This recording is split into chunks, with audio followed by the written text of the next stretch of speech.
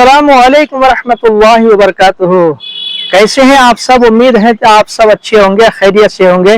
और अल्लाह ताला से दुआ करता हूं कि आप हमेशा खैरियत से रहें, खुश रहें, आबाद रहें। देखिए, रमज़ान मुबारक का महीना आ रहा है जो बहुत ही अनकरीब आने ही वाला है। उसमें अल्लाह तबारक व तआला ने क्या फरमाया, या अय्युहल्लज़ीना आमनू कुतिबा अलैकुमुस्सियाम कमा कुतिबा अलल्लज़ीना मिन क़ब्लिकुम लअल्लकुम तत्तक़ून, कि ऐ ईमान वालो, अल्लाह तबारक व तआला ने तुम पर रोजे फर्ज किए जिस तरह के पहली उम्मतों पर फर्ज किए गए थे, ताकि तुम मुत्तकी और परहेजगार बन जाओ।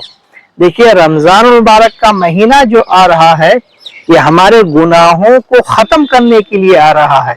रमजान मुबारक सिर्फ रोजा रखने का नाम नहीं है। रमजान सिर्फ भूखे और प्यासे रहने का नाम नहीं है।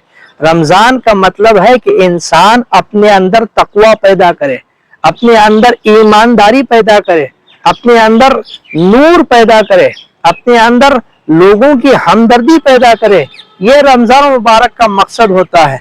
रमजान सिर्फ भूखे रहने से उसको रोजा नहीं कहा जाता है, बल्कि भूख की हालत में अल्लाह तबारक व तआला को जब हम याद करते हैं तो दुनिया में जो बहुत सारे भूखे इंसान रहते हैं, जिनको खाने के लिए खाना नहीं मिलता, पानी के लिए पीने के लिए पानी नहीं मिलता, ऐसे लोगों का एहसास हमारे दिल में होता है।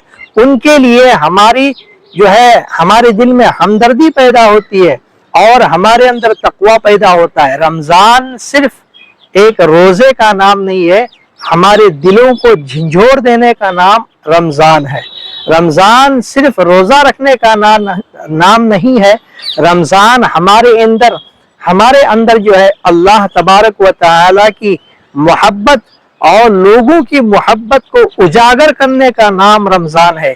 इसलिए रमजान का महीना अगर आपको मिल रहा है तो अल्लाह का शुक्र अदा कीजिए और लोगों का एहसास